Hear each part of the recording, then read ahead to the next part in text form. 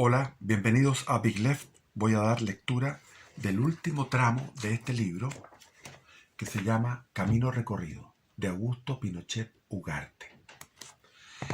Este es el primer tomo, lo leí completo. Así también leí completo este otro tomo que es el segundo, de más de 300 páginas.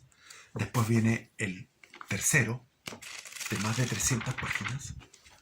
Y el cuarto, de más de 300 páginas. Estos cuatro tomos, que los muestro aquí, estos cuatro tomos, estos tres, más este cuarto que está aquí, los leí por completo. De una página, desde la primera hasta la última página. Son más de 1400 páginas de lectura. Debo decir que el general Pinochet es un hombre extraordinario.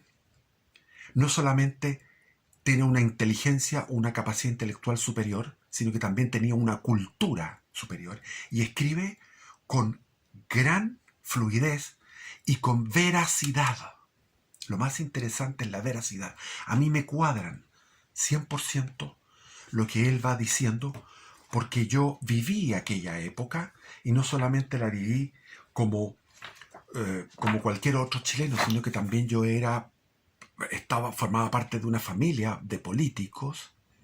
Mi padre era político y en mi casa iba, por ejemplo, el Eugenio Celedón, que era el que dirigía un programa en la televisión, el Canal 13, que se llamaba Esta Hora Se Improvisa, donde iban distintos políticos y se agarraban y eso, magnífico. Pasaba todos los días por la casa de Pinochet, que estaba en una calle antes viniendo por Apoquindo, por Las Condes, antes del estadio israelita. Ahí estaba la casa de Pinochet, pasaba todos los días por ahí, sabía que era la casa del general. ¿Por qué? Porque a una cuadra de ahí de distancia estaban los Rodríguez y nosotros, mi madre se alternaba con la mamá de los Rodríguez para ir a dejarnos y a buscarnos al colegio.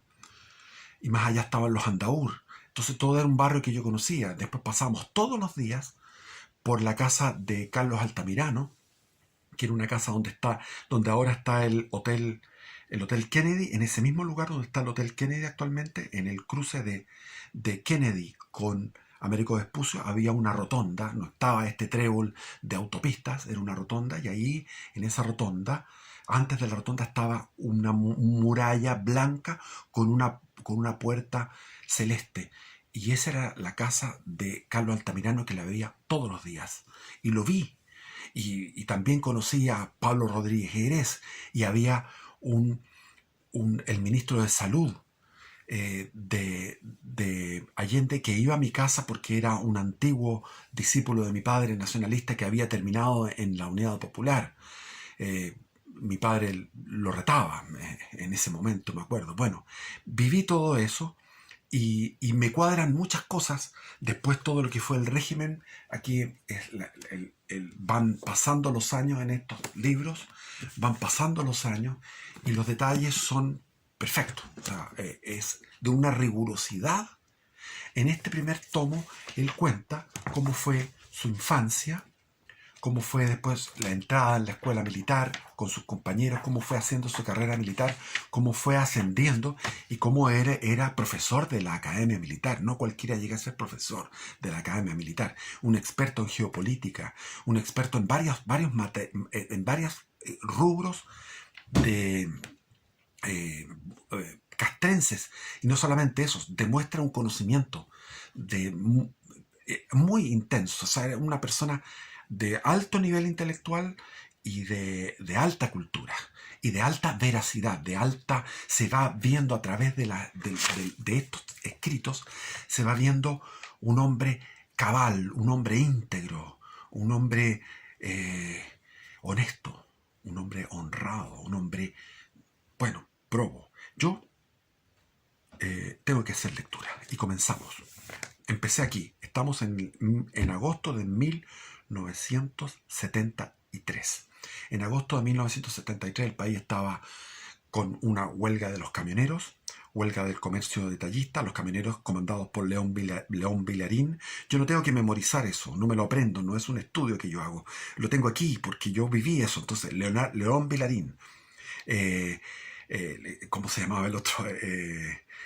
Cumcille, que era el encargado, el jefe del comercio detallista. Todo el comercio detallista paró. Todos los camioneros pararon. El país estaba parado. Había tomas de fundos, tomas de fábricas, había agitación callejera, lucha callejera diariamente.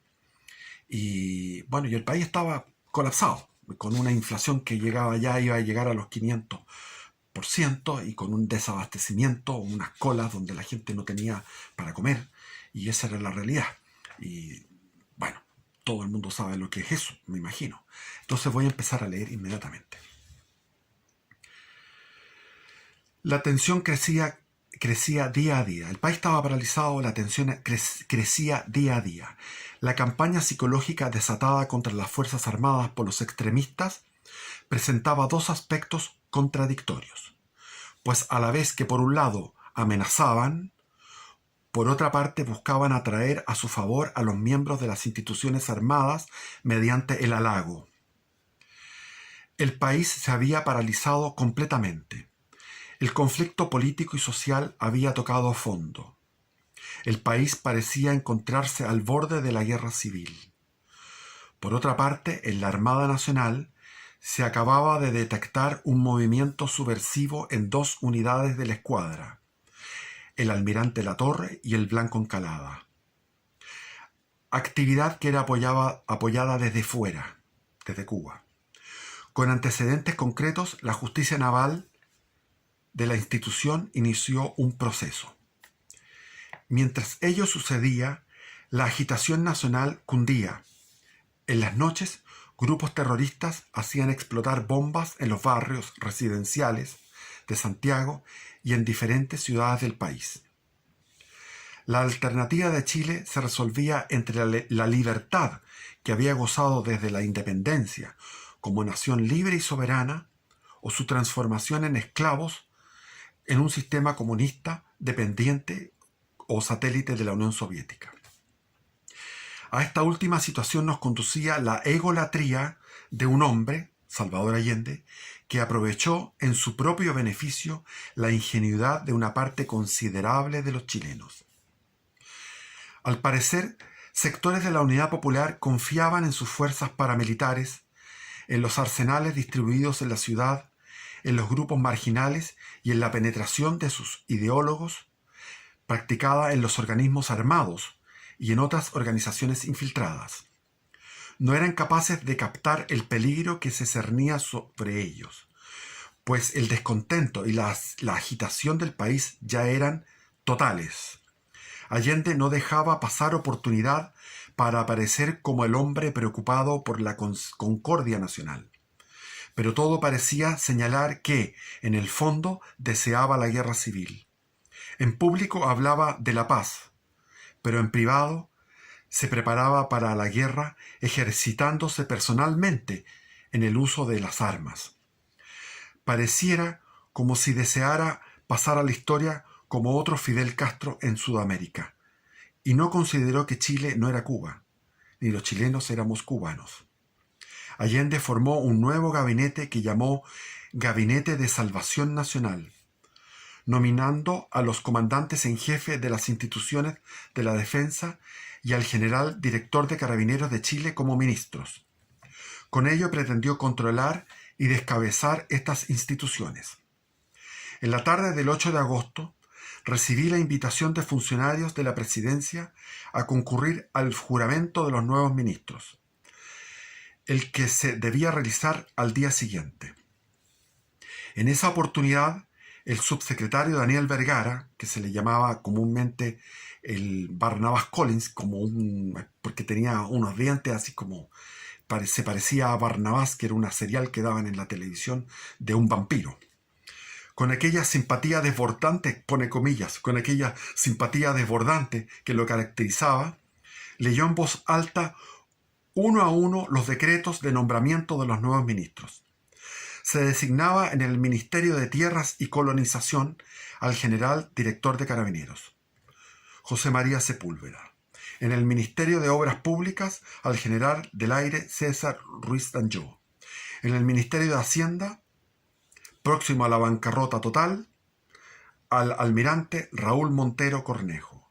Y en el Ministerio de Defensa, al general de Ejército Carlos Prats González. O sea, todas las Fuerzas Armadas, incluidos Carabineros, en los ministerios. Durante toda la ceremonia pensé cómo el destino nuevamente me colocaba en posición favorable para lograr salvar a mi patria, al quedar de nuevo al mando de la institución, como suplente. El señor Allende pronunció un discurso lleno de advertencias sobre el peligro que se cernía sobre Chile ante la posibilidad de una guerra civil. Repitió una frase que, al parecer, le salía desde el subconsciente y que encerraba todo un pensamiento obsesivo y siniestro. Esta es la última oportunidad. Es como lo que decía Allende. Pero más que una última oportunidad, parecía ser un pretexto para ganar tiempo, mientras sus huestes civiles y sus fuerzas paramilitares seguían preparándose. Bien sabíamos que esa era la otra carta de la Unidad Popular para implantar el comunismo en Chile, aunque fuera con un baño de sangre. Yo puedo atestiguar como militante de partido de izquierda, que la conversación favorita en todo momento de los marxistas es cómo tomar el poder. Después se arreglará todo. El poder se tiene que tomar. La obsesión es tomar el poder. Y eso están pensándolo en este momento. Ellos están todo el rato pensando en cómo tomar el poder. Y cuando están con una jarra, con un chop, con un whisky, o están en un asado, o están en cualquier momento, reuniones familiares, están pensando en eso, cómo tomar el poder. Y en esa época querían tomarlo de forma seria, un poder total. El país estaba inmovilizado con el paro nacional decretado por la CUT para demostrar la decisión de impedir cualquier intento golpista. Se hablaba ya sin tapujos de un ejército popular, de armar al pueblo. Se pedía la salida de aquellos mandos de las Fuerzas Armadas que no aceptaran la intromisión de la democracia cristiana. La Escuela de Derecho de la Universidad de Chile estaba ocupada por extremistas de ultraizquierda y era un bastión armado y conectado con el cordón industrial Mapocho-Cordillera. Así también las poblaciones marginales y los cordones que rodeaban a la ciudad, encerrándola, hacían pensar en el peligro de la masacre que esa gente podía iniciar en cualquier momento. Con preocupación veía cómo en los panfletos que se distribuían aparecían las más diversas consignas destinadas a ejercer acción psicológica sobre las tropas. Se comprobó que vehículos con patentes de organismos internacionales repartían estos volantes y dentro y fuera de la ciudad aumentaron las tomas de tierras y de propiedades urbanas.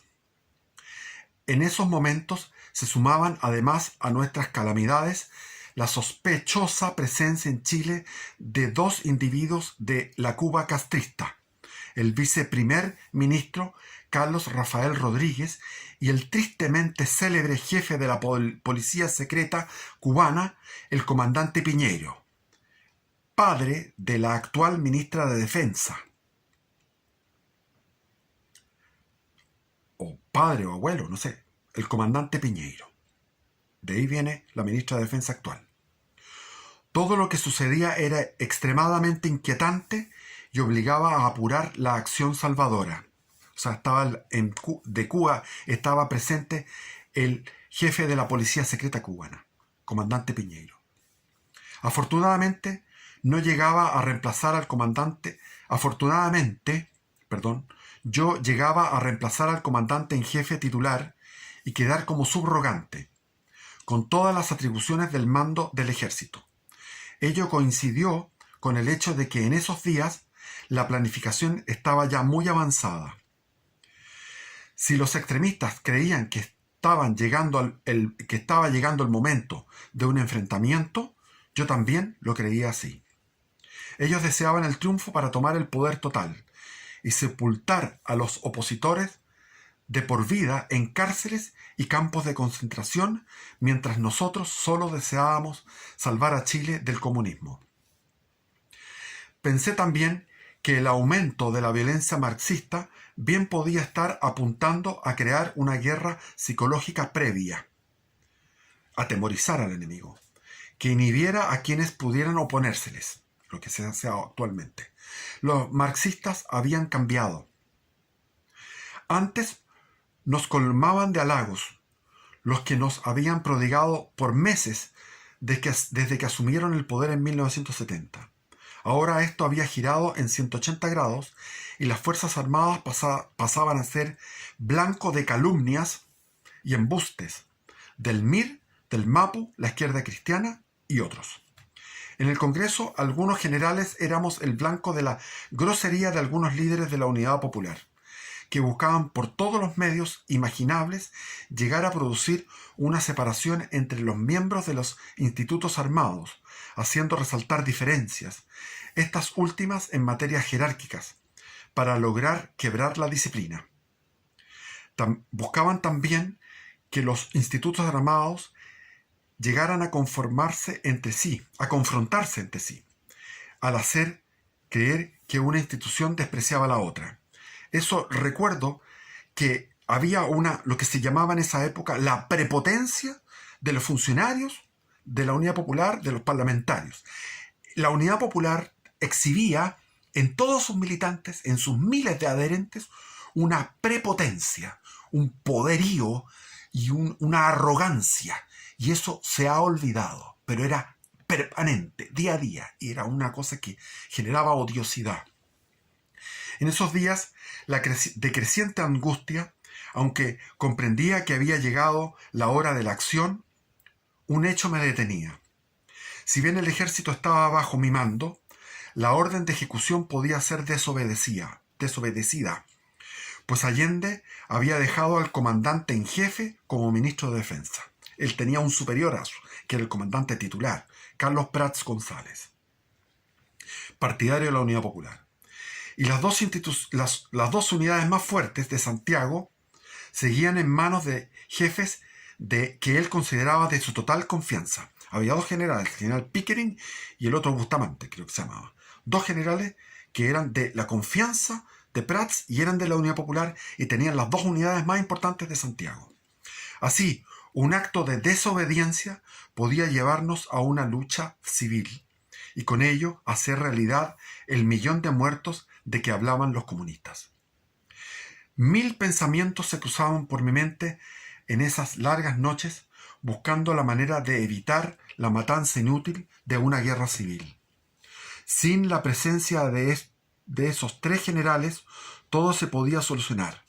Luego no cabía otra cosa sino buscar la ausencia de ellos para poder actuar antes de que fuera demasiado tarde.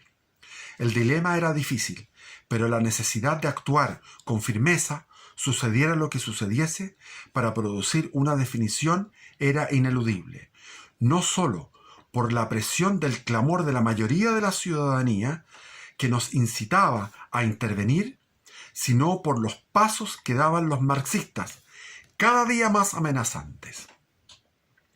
El comandante en jefe del ejército era el mayor obstáculo que se debía enfrentar, pues era totalmente adicto a Allende.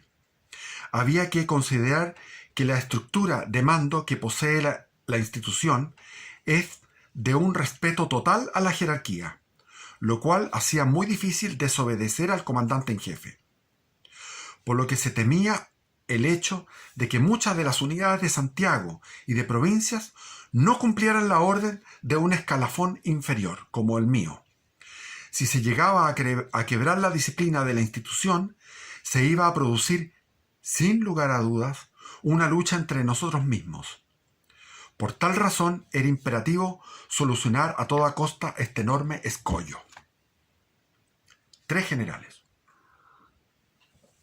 El comandante en jefe, Carlos Prats González, y el general Pickering y el otro, que se me olvida el nombre. En esos días resolví apurar los últimos planes. Para ello estuve reunido en varias oportunidades con el grupo de oficiales de la Academia de Guerra, que preparaba la acción militar. Durante esa semana regresó mi esposa con mi hija Jacqueline desde Panamá. El tiempo había pasado y yo no había podido tomar la resolución de actuar debido a los escollos señalados. Un hecho que se produjo una noche vino a imponerme más cautela aún. Era un miércoles y ese día había ido a la Academia de Guerra a conversar con el grupo de oficiales y solucionar algunos detalles de nuestra planificación para intervenir contra el gobierno de la Unidad Popular. En esa oportunidad almorcé allí y permanecí hasta las 15 horas en la Academia de Guerra, con los generales complotando. El resto del día lo pasé en el Ministerio de Defensa y me retiré a mi casa como de costumbre. Estaba durmiendo cuando cerca de las 3:30 de la mañana, la hora del demonio, fui llamado en forma urgente por el señor Allende, que me pedía que de inmediato fuera a hablar con él a Tomás Moro. Instantáneamente creí que alguien había traicionado al grupo de oficiales y que sin lugar a dudas ahora mi vida corría peligro. Era el destino que nos impulsaba y había que afrontarlo de la mejor manera. Me vestí rápidamente y mientras tanto pensaba que no ir era conformar las sospechas, y si iba me podían asesinar. Hay que agregar que Salvador Allende era un hombre nocturno, entonces Pinochet estaba durmiendo, pero él estaba a las 3:30 de la mañana preocupado. Asimismo, creía que no había razón alguna para suponer que alguien del grupo se pudiera salvar, pues mi arresto posiblemente significaba que la delación era completa y acarreaba al resto, a todos los demás. O sea, todos los generales que se habían, los oficialidades, no eran generales, la oficialidad que se había reunido con él, coroneles sobre todo, en la Academia de Guerra el día anterior, y habían conversado, planificando, si la delación era correcta, iban a caer todos. Pensé avisarles, pero recapacité al darme cuenta de que con ello los delataba, corriendo el riesgo de que se les capturara a todos. La situación era complicada y muy peligrosa, pero tal vez se conociera rápidamente, permitiéndole a alguno de los nuestros hacerse cargo de la situación y afrontarla. Creí conveniente llevar a mi familia a la casa de mi hija Lucía. Desperté a mi esposa y a mis 2 hijos menores, que en esos momentos dormían profundamente. Les dije que se vistieran, pues había recibido una orden de salir y ellos no podían continuar en la casa, ya que ésta iba a quedar sola y era mejor llevarlos al domicilio de su hermana, que estaba a 3 cuadras de distancia. Cerca de las 4:30 de la mañana, trasladé a mi familia a la casa de Lucía.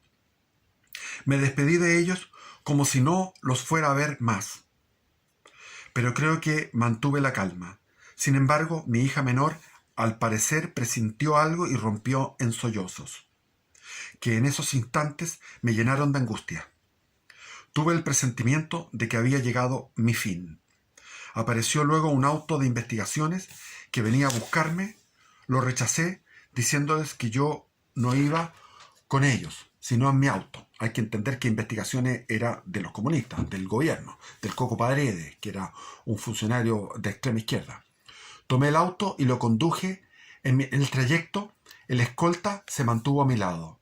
Coloqué una pequeña pistola en un bolsillo de mi pantalón.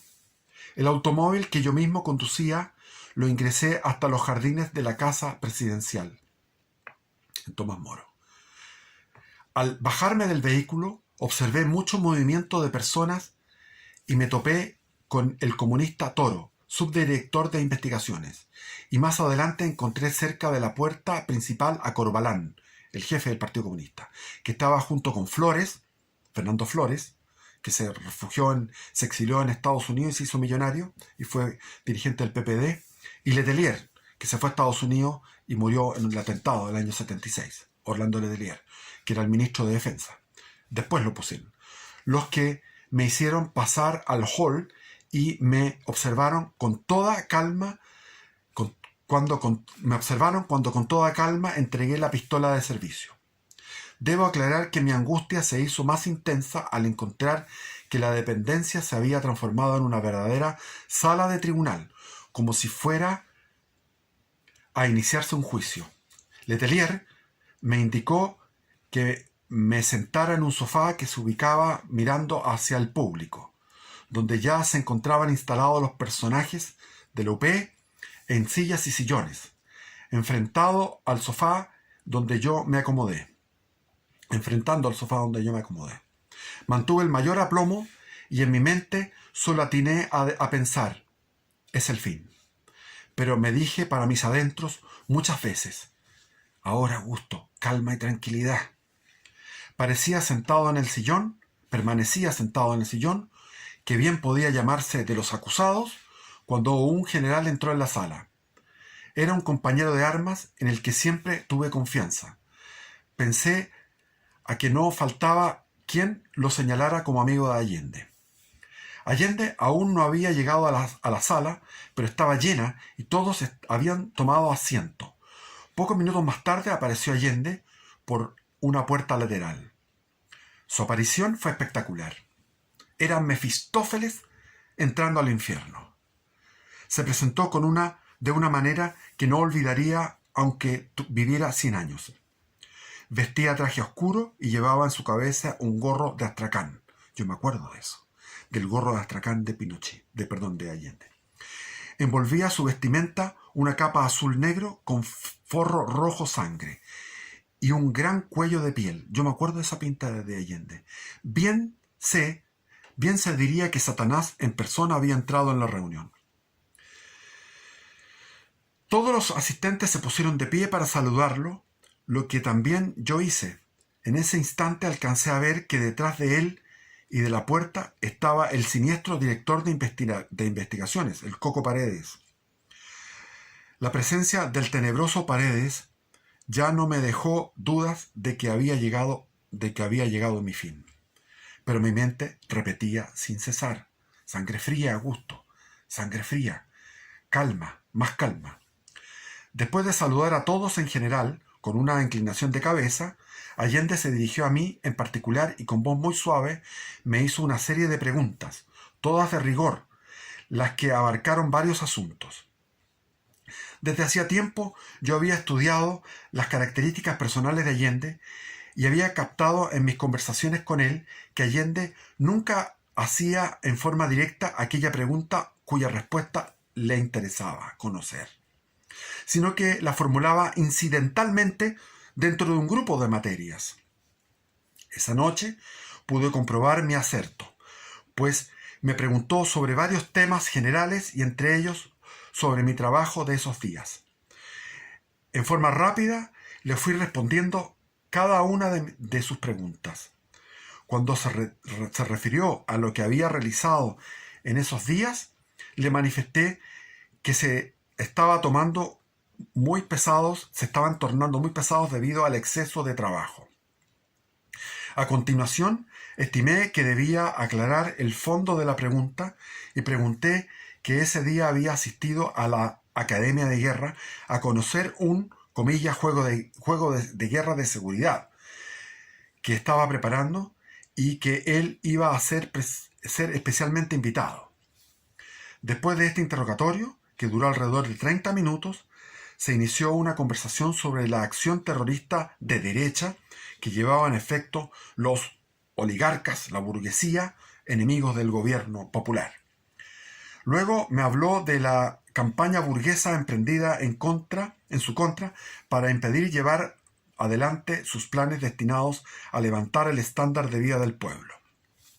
Y enseguida abordó otras materias, todo lo cual me limité a escuchar sin pronunciarme. Posteriormente dijo que, comillas, los adinerados quieren levantar al pueblo en contra del gobierno para destruir la acción que lo beneficia y que se está llevando adelante. Mientras hablaba, daba la impresión de que se refería a otro país y no a Chile, pues señalaba como hoy día el pueblo había alcanzado muchas de sus variadas aspiraciones. Sus palabras eran de una demagogia enfermiza y aberrante. Después de oír sus quejas, expresé lo siguiente delante de mi compañero de armas. Presidente, yo quiero comprender sus problemas e inquietudes, pues yo también estoy por el orden. Pero deseo que le quede muy en claro que yo no soy el general Rojo. Se refería a Pinochet al general Rojo de la Guerra Civil Española, que era adicto al Frente Popular. Mi deber como soldado es tranquilizar al país e impedir cualquier desmán. La respuesta del señor Allende fue categórica. Lógico, general, lógico, general. Yo así lo creo también. El otro general se mantuvo en silencio. Pinochet, astutamente, no fue halagador, no fue lame no sé qué cosa, no fue un tipo adulador de Allende, sino que para precisamente lo más astuto fue estoy por el orden, yo soy general, yo soy militar y eso es lo que yo soy. Y no estaba mintiendo. Y era la mejor manera. Y vamos a verlo cómo se va dando esto. Él sigue en esa misma estructura de presencia. Recordando hoy los sucesos de esa noche, creo que la pregunta clave que me dirigió en el cúmulo de materias que abarcó sobre mi actividad de ese día, pues las otras nada significaban, era para ver si había algo de qué dudar.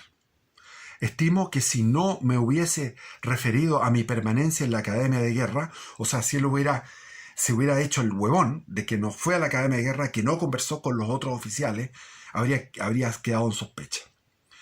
Y si hubiera mentido, habría sido mi suerte. Durante todo el interrogatorio, los asistentes guardaron silencio, observando mis reacciones y al parecer esperando algún error mío. El body language, el lenguaje del cuerpo. Después bebieron una copa de whisky y volvieron a conversar entre ellos. Posteriormente me fue posible, cerca de las 5:30 horas, a las 5:30 de la mañana, retirarme de Tomás Moro para ir a calmar a mi familia y consolar a mi hija que lloraba hasta esa hora. Al salir, invité al otro general para que me acompañara en mi auto, a lo que accedió. Nos dirigimos hacia la antigua iglesia San Luis de Ferrer, al final de Apoquindo. Allí, en lugar solitario, detuve el vehículo y en forma directa le dije a mi compañero de armas: tú me escuchaste lo que dije a Salvador Allende. Ahora te pregunto yo a ti. ¿Tú eres el general Rojo, el famoso general español? La respuesta fue categórica. No. Tú sabes que soy un soldado y bien me conoces. Gracias, le dije. Me sacas un peso de encima, le dijo Pinochet. Siempre le creí a mi amigo general y por ello aún hoy lamento, al igual que entonces, el haberle hecho tal pregunta que significaba un asomo de duda. Meses después, el 11 de septiembre de 1973, conversando un día con una persona que actuó en el servicio de inteligencia de la oposición a Allende, me narró, basado en sus informaciones, lo que acabo de contar, pero completó el cuadro con lo siguiente. Esa noche se encontró